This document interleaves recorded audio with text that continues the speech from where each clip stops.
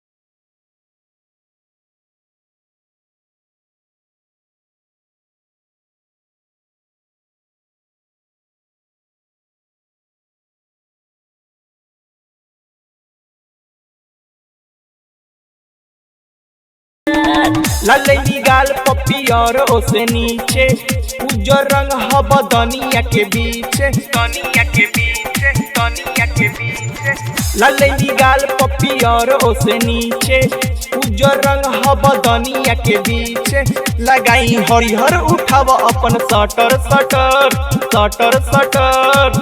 पिचकारी